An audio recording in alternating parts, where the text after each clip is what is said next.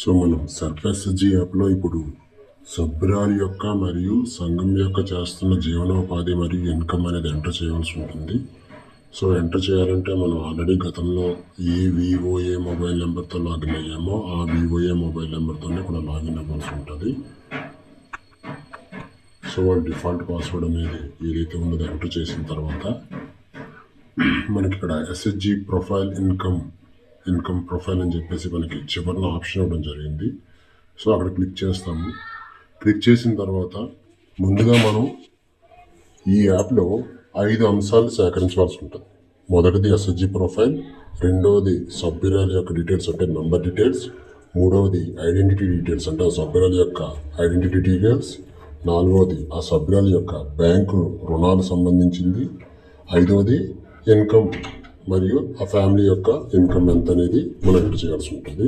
So ముందుగా SHG profile open చేస్తే ఆ గ్రామ సంఘంలో ఉన్న సంఘాల పేర్లన్నీ డిస్ప్లే అవుతాయి. సో ఈ విధంగా డిస్ప్లే అయిన తర్వాత ఒక సంఘాన్ని సెలెక్ట్ చేసుకుందాం. మనం ఇక్కడ సెలెక్ట్ చేసుకున్నప్పుడు ఇక్కడ చూడండి క్లియర్గా మనకి ఎస్హెచ్జి ఐడి మరియు ఎస్హెచ్జి పేరు, రిజిస్ట్రేషన్ ఎప్పుడు అంటే ఆ సంఘం ఎప్పుడు ఏర్పడిందనే వివరాలు డీటెయిల్గా వస్తాయి.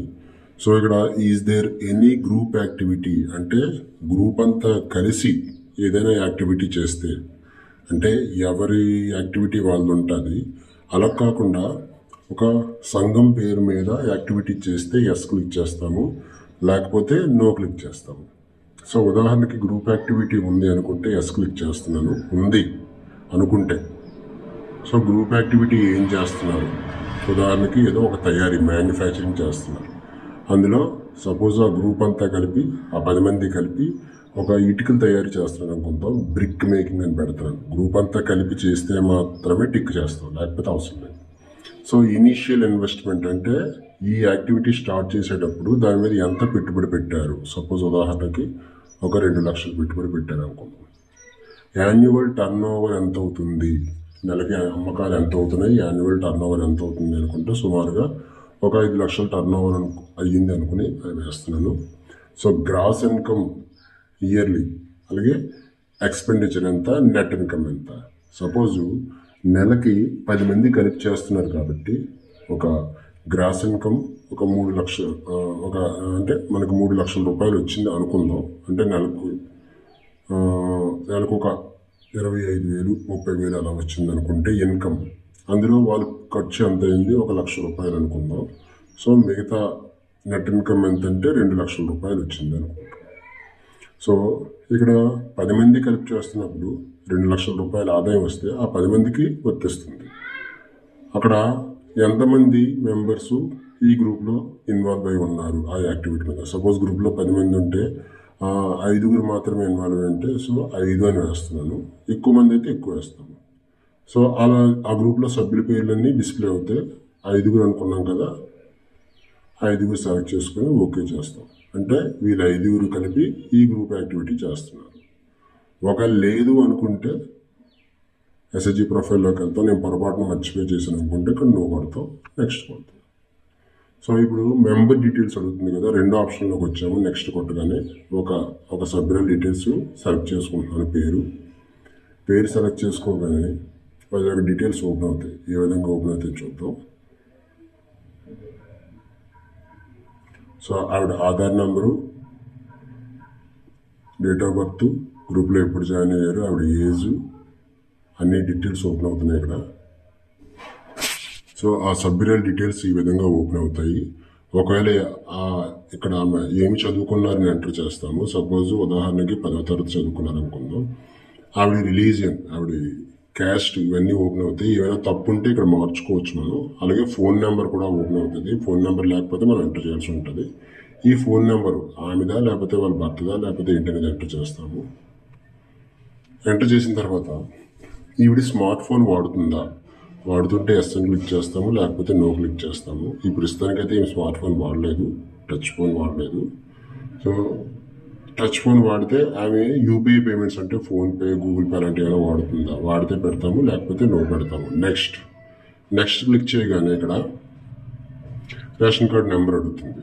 సో మనకు సాధారణంగా WAP, REAP అని చెప్పేసి రేషన్ కార్డులు ఉంటాయి. సో డబ్ల్యూఏపీ ఇక్కడ ఎంటర్ చేయడానికి అవకాశం లేదు కాబట్టి 031500 ఆ రేషన్ కార్డ్ నెంబర్ ఏదైతే ఎంటర్ చేస్తామో. సో ఈమెకి గ్యాస్ కనెక్షన్ ఉందా లేదా, ఆమె పేరు మీద గ్యాస్ కనెక్షన్ ఉందా. సో ఎస్ అయితే ఎస్ క్లిక్ చేసి ఇక్కడ ఆ గ్యాస్ కనెక్షన్ యొక్క ఐడి నెంబర్ వేస్తాము. అలాగే ఆమెకి చెరువు పని పుస్తకం ఉంటే జాబ్ కార్డ్ నెంబర్ వేస్తాము. సో ఆమె పెళ్ళి అయితే పెళ్ళి అయిందని వేస్తాము. అలాగే member head of the family అయితే ఎస్ అని క్లిక్ చేస్తాము. ఈమె లక్కపతి దీది అంటే ఆల్రెడీ ఈవిడికి లక్షాధికారి అయి ఉందా లేదా అనేది ఇక్కడ అడిగింది. ఇది చాలా జాగ్రత్తగా వేయాల్సి ఉంటుంది. ఆల్రెడీ ఈవిడి కుటుంబం అంతా కలిపి నెలకి 10,000 కంటే ఆదాయం ఎక్కువ వస్తే లక్షాధికారిని వేస్తాము. లేదు అనుకుంటే కాదు అని వేస్తాము. సపోజ్ ఈవిడికి లక్షాధికారి కాదని వేశాను అంటే లక్కపతి దీదీలో మనం ఆల్రెడీ ఐడెంటిఫై చేసిన పేరు ఈమె అయితే ఇక్కడ ఎస్ అని క్లిక్ చేస్తాము, లేదా నో అని క్లిక్ చేస్తాము. అంటే మనం లక్కపతి దీదీ గ్రామ సంఘం 70 పేర్లు అనుకున్నాం కదా, ఆ పేరులో ఈమె ఉంటే ఎస్ క్లిక్ చేస్తాం, లేదనుకుంటే నో క్లిక్ చేస్తాం. ప్రస్తుతానికైతే ఈమె లేదు, నో క్లిక్ చేస్తున్నాను. క్లిక్ చేసి నెక్స్ట్ కొట్టిన తర్వాత బ్యాంక్ డీటెయిల్స్ అడిగింది. ఆమె సొంత అకౌంట్ ఏ బ్యాంకులో ఉంది అనేది మనం ఇక్కడ ఎంటర్ చేయాల్సి ఉంటుంది. ఆల్రెడీ మనం గతంలో చాలాసార్లు ఎంటర్ చేసాము. ఆటోమేటిక్గా అకౌంట్ నెంబర్ అనేది రావడం జరుగుతుంది. సో అయిన తర్వాత ఈమెకి ఇది కాకుండా ఇంకో అకౌంట్ నెంబర్ ఏమైనా ఉంటే add bank account number click చేసి అట్లా ఇంకోటి కూడా యాడ్ చేసుకోవచ్చు. అయిపోయిన తర్వాత ఈమెకి ప్రస్తుతం బ్యాంక్ లింకేజ్ ఎంత ఇచ్చారు, 11వ నెలకి ఎంత ఓపెన్ ఉందండి, ఆటోమేటిక్ ఇక్కడికి వచ్చేస్తుంది. కింద మనం ఏమీ చేయాల్సిన అవసరం లేదు. ఇవి కాకుండా ఇంకేమైనా లోన్ సిఎఫ్ కానీ శ్రీనిధి కానీ ఉన్నతి కానీ ఏమైనా ఇచ్చుంటే ఇక్కడ ఎంటర్ చేస్తాము. ఈమెకి ఆల్రెడీ ఇది బ్యాంక్ లింకేజు, ఇది 4వ లింకేజు అంటే ఆల్రెడీ 3 సార్లు తీసుకోవడం జరిగింది. సో బ్యాంక్ లింకేజ్తో పాటు ఈమె శ్రీనిధి కూడా ఒకసారి తీసుకోవడం జరిగింది. అంటే మొత్తం 4 లోన్లు తీసుకున్నారు. బ్యాంక్ లింకేజ్ అంతా కలిపి ఆమె సభ్యులకి 60,000 రూపాయలు, శ్రీనిధి 50,000, మొత్తం 1,10,000 రూపాయలు తీసుకోవడం జరిగింది. అంటే ఇదంతా క్లోజ్ అయిపోయిన లోన్స్. యాక్టివ్ లోన్స్ ఆల్రెడీ కిందన వస్తుంది. సో లోన్ డీటెయిల్స్ ఎంటర్ చేసిన తర్వాత నెక్స్ట్ కొడతాము. నెక్స్ట్ కొడితే ఇక్కడ మెయిన్ మన యాప్లో చేయాల్సింది ఏంటి, ఇన్కమ్ ఎంటర్ చేయాలనుకున్నాం కదా. సో ఆమె ఏదైనా జీవనోపాధి చేస్తుందా అనేది ఇక్కడ ఎంటర్ చేయాల్సి ఉంటుంది. సపోజ్ ఏమీ చేయకపోతే నో కొడతాము. ఏమైనా చేస్తే అంటే జాబ్ ఏమైనా చేస్తే జాబ్ చేస్తాము అని చెప్తాము. సో ఏ జాబ్, గవర్నమెంట్ జాబా లేకపోతే ప్రైవేట్ జాబా, ఏదైతే క్లిక్ చేసి వాళ్ళ యాన్యువల్ ఇన్కమ్ నెలకి ఒక 15,000 20,000 సంపాదిస్తుంది అనుకుంటే అందులో ఖర్చులు పోను ఆవిడ యాన్యువల్ ఇన్కమ్ ఎంత అనేది ఇక్కడ ఎంటర్ చేస్తాము. ఒక ఉద్యోగస్తుడైతే అది చేయకుండా మనం సభ్యురాలకి అప్పులు ఇస్తున్నాం కదా, సో దానికి సంబంధించి యాక్టివిటీ ఏం చేస్తుందో ఇక్కడ సెలెక్ట్ చేసుకుంటాం. సో ఆ సభ్యురాలు ఏదైనా యాక్టివిటీ చేస్తే అప్పుడు యాక్టివిటీ సెలెక్ట్ చేసుకోవాల్సి ఉంటుంది. మనం గ్రూప్లో ప్రతి సభ్యురాలకి రుణాలు అనేది ఇవ్వడం జరుగుతుంది. యాక్టివిటీ బేస్ మీద ఇస్తున్నాం కాబట్టి ఖచ్చితంగా ప్రతి సభ్యులకి యాక్టివిటీ అనేది ఉంటుంది కాబట్టి యాక్టివిటీ మాత్రం సెలెక్ట్ చేసుకోవాల్సి ఉంటుంది.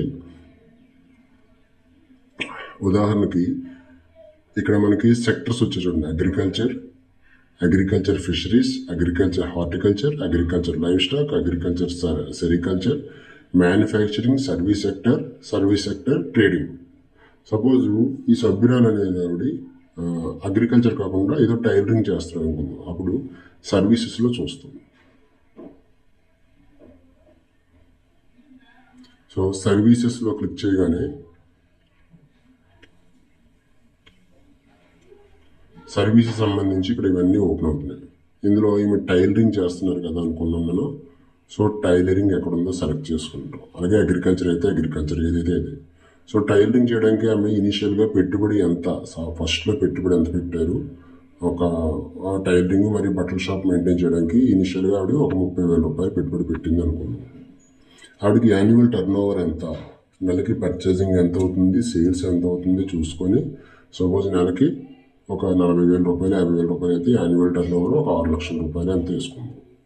అలాగే గ్రాస్ ఇన్కమ్ సంవత్సరానికి ఎంత, ఆవిడ నెలకు ఒక 30,000 రూపాయలు సంపాదిస్తుంది అనుకుంటే, లేదా 40,000 రూపాయలు సంపాదిస్తుంది అనుకుంటే సంవత్సరానికి ఎంత అవుతుంది, 4,80,000 రూపాయలు. అందులో 40,000లో ఆవిడ మెటీరియల్ కొనడానికి లేదా బట్టలు కొనడానికి ఛార్జెస్, రవాణా ఛార్జీలు అన్నీ కలిపి ఒక 20,000 పోయి అనుకున్నాం. సో 20,000 అంటే సంవత్సరానికి 2,40,000 రూపాయలు. పోను ప్రస్తుతానికి ఆవిడకి సంవత్సరానికి 2,40,000 రూపాయలు నెట్ ఇన్కమ్ వస్తుందని అర్థం. సో ఇక్కడ మనం జాగ్రత్తగా గమనించుకోవాల్సింది ఏంటంటే, ఇందాక మనం లక్కపతి దీది ఎస్ఆ నో పెట్టాం. సో అక్కడ ఎస్ పెడితే ఆవిడ లక్షాధికారి, అంటే ఇక్కడ 2,40,000 రూపాయలు వస్తుంది కాబట్టి ఆవిడకి లక్షాధికారి. కాబట్టి ముందుగా ఇన్కమ్ రాసుకొని మనం లక్కపతి దీది అవునా కాదని చేసుకోవాల్సి ఉంటుంది. సో ఇంత ఇన్కమ్ వస్తుంది కాబట్టి ఆవిడ లక్కపతి దీది కాబట్టి ఒకసారి వెనక్కి వెళ్ళి మరి లక్కపతి దీది అని ఎస్ అని క్లిక్ చేసుకోవాల్సి ఉంటుంది.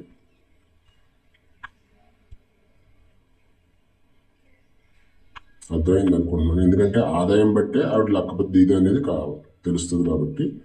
సో ఆవిడకి ఆదాయం అయితే బాగా వస్తుంది. ఇదంతా కూడా సభ్యురాలను అడిగి మనం చేయాల్సి ఉంటుంది.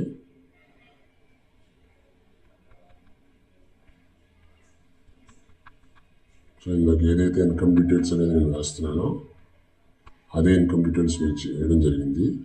Next, if the member have any family combined activity, అంటే వాళ్ళ ఇంట్లో కలిపి అందరూ, సపోజ్ భార్య భర్త పిల్లలందరూ కలిపి ఒక యాక్టివిటీ, కామన్ యాక్టివిటీ చేస్తే, కంబైన్డ్ యాక్టివిటీ చేస్తే, ఫ్యామిలీ మొత్తం ఎన్ని యాక్టివిటీలు చేస్తున్నారో అన్ని యాక్టివిటీ చేసి ఉంటుంది. సపోజ్ వాళ్ళ ఇంట్లో వాళ్ళకి ఒక 2 ఎకరాల పొలం ఉంది లేదా 3 ఎకరాల పొలం ఉంది. భార్య భర్త కూడా ఆవిడ టైలింగ్తో పాటు పొలం పని కూడా చేస్తారు, ఇద్దరు చేస్తున్నారు అనుకున్నప్పుడు అగ్రికల్చర్ లేబర్ పని అనేది చేయాల్సి వస్తుంది. అంటే వాళ్ళ సొంత పొలంలో.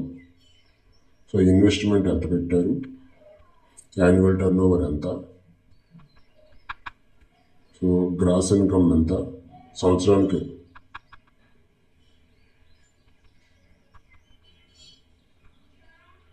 అందులో ఎక్స్పెండిచర్ ఎంత, మిగిలిన ఎంత. అదేవిధంగా సో 2-3 యాక్టివిటీలు చేస్తే ఎంటర్ చేస్తాం. ఇప్పుడు దాని తర్వాత సెకండ్ యాక్టివిటీ, థర్డ్ యాక్టివిటీ ఉంటే చేస్తాము, లేకపోతే మానేస్తాము. Next, number of family members, వాళ్ళ ఇంట్లో ఎంతమంది ఉంటున్నారు చదువుకున్న పిల్లలతో సహా, పెళ్ళి అయిపోయిన వాళ్ళు కాకుండా. సపోజ్ వాళ్ళ ఇంట్లో 3 ఉన్నారు, ఈమె కాకుండా ఇంకో 3 ఉన్నప్పుడు 3 క్లిక్ చేస్తే ఆటోమేటిక్గా యాడ్ ఫ్యామిలీ మెంబర్ అని వస్తుంది. సో ఆ ఫ్యామిలీ మెంబర్ పేరు ఎంటర్ చేస్తాము. వాళ్ళు ఏం చేస్తున్నారు, వాళ్ళు ఈమెకి ఏమవుతారు, ఫస్ట్ ఏమవుతారో ఎంటర్ చేస్తాము. వాళ్ళ యొక్క ఆధార్ కార్డు అనేది ఎంటర్ చేస్తాము. సో ఆధార్ కార్డు ఎంటర్ చేసిన తర్వాత వాళ్ళ ఏజ్ అనేది ఎంటర్ చేస్తాము. ఏజ్ ఎంటర్ చేసిన తర్వాత ఎంతవరకు చదువుకున్నారో ఎంటర్ చేస్తాము. సో ఇందాక అనుకున్నాం కదా, కంబైన్డ్ యాక్టివిటీలో ఉన్నారా లేదా అనేది, ఉంటే ఎస్ కొడతాము, లేకపోతే నో కొడతాము. ఈ సభ్యులు కూలి పని కాకుండా ఏదైనా యాక్టివిటీ చేస్తే యాక్టివిటీ సెలెక్ట్ చేసుకుంటాము, ఉద్యోగం చేస్తే ఉద్యోగం సెలెక్ట్ చేసుకుంటాం, ఏమి చేయకపోతే నథింగ్ అని పెడతాము. ఇతను వికలాంగుడు అని అడిగింది కదా, వికలాంగుడు అయితే వికలాంగుడు అని పెడతాము, లేదా సేవ్ చేస్తాము. సో ఇక్కడ ఆధార్ నెంబర్ కరెక్ట్గా ఎంటర్ చేసినప్పుడు మాత్రమే సేవ్ అవుతుంది. సో భర్త పేరు యాడ్ చేసిన తర్వాత అలాగే పిల్లల పేర్లు కూడా మనం యాడ్ చేసుకోవచ్చు.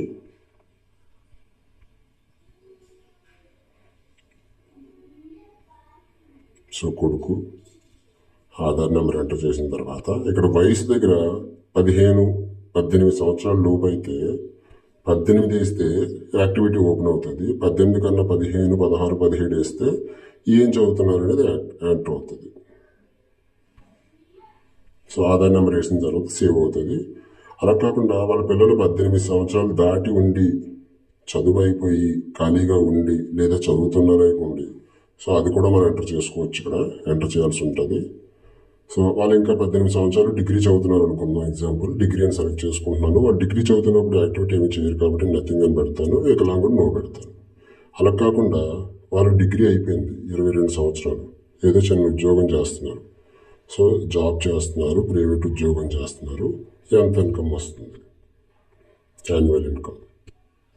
సో ఈ విధంగా మనం ఎంటర్ చేస్తాం. అంటే సంవత్సరం ఒక 6,000, నెలకు ఒక 6,000-7,000 సంపాదిస్తే 84,000. సో ఈ విధంగా ఎంటర్ చేసి సేవ్ చేస్తాం ఆధార్ నెంబర్ ఎంటర్ చేసిన తర్వాత. అంటే వాళ్ళ ఇన్కము, వాళ్ళు ఏమైనా కంబైన్డ్ యాక్టివిటీ చేస్తే ఆ డీటెయిల్స్, పిల్లల డీటెయిల్స్ లేదా భర్త డీటెయిల్స్ ఎంటర్ చేసి లాస్ట్లో సబ్మిట్ చేస్తాం. సబ్మిట్ చేసిన తర్వాత డేటా అనేది కంప్లీట్ అవ్వడం జరుగుతుంది. సో వాళ్ళ ఇంట్లో ఎవరు లేరు అనుకుంటే 0 పెడతాము, అప్పుడు ఏముండదు, సబ్మిట్ చేస్తాము. సో ఈ విధంగా SHG profile, member details, identity details, bank loans, income, family income ఎంత అనేది ఎంటర్ చేసి మనం డేటా సబ్మిట్ చేయాల్సి ఉంటుంది.